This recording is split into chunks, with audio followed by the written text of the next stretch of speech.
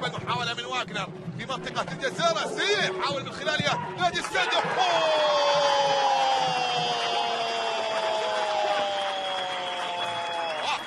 بأقدام عبد الكريم العلي، عبد الكريم سالم، والكل يردد جعلك سالم يا عبد الكريم، جعلك سالم يا كيمو. هي بالقدم اليسرى قوية في مبارياته الدولية في السنوات الماضية. كرة عند حمرون، السد يبحث عن التهديد في الجهة اليسرى. حمرون عرضية في منطقة الجزاء. الله الله الله الله،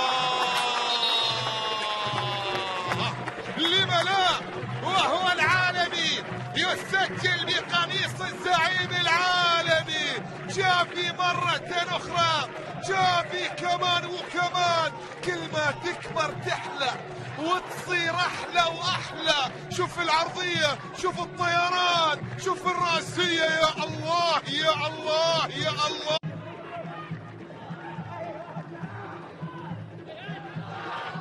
إلى كرة ملعوبة خطيرة جدا، الهدف الثاني.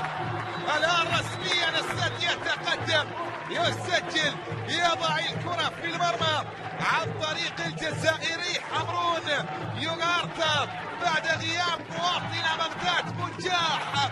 هو من يسجل النجاح، هو من يتقدم، وهو من يأتي بالفرح والابتسامة ويصنع الفارق الآن ويحيي مدربه البرتغالي جوزفالدو فيريرا. شوف الكرة الماضية، تمريرة في توقيت مثالي جدا وخروج في أكثر من قضي 20. حمرون يتقدم، فرصة للهدف الثالث. جول!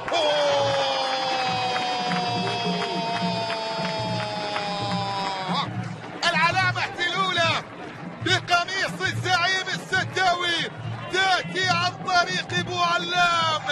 البصمة الأولى لخوخي، العلامة الأولى لبوعلام. الوضعية الآن بثلاثية، لم تنقضي الدقائق 20 الأولى ليسجل الزعيم ويضع كرة من مرتدة سريعة. شوف الكرة الماضية، برافو برافو لطالب سالم الدوسري، أو عفوا طالب سالم المري الحكم المساعد الأول. وشوف تمريرة حمرون،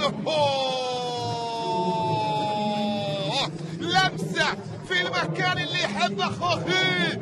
في هذا المكان في شوط المباراة الأول ضيعها الهيدوس.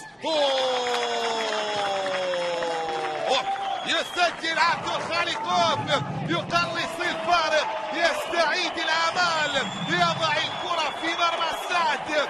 اهتزت شباك سعد للمرة الرابعة في مباراتين. عبد الخالقوف يستمر بمتعة اللقاء ويضع الإثارة والمتعة عنوانا للدقائق المتبقية.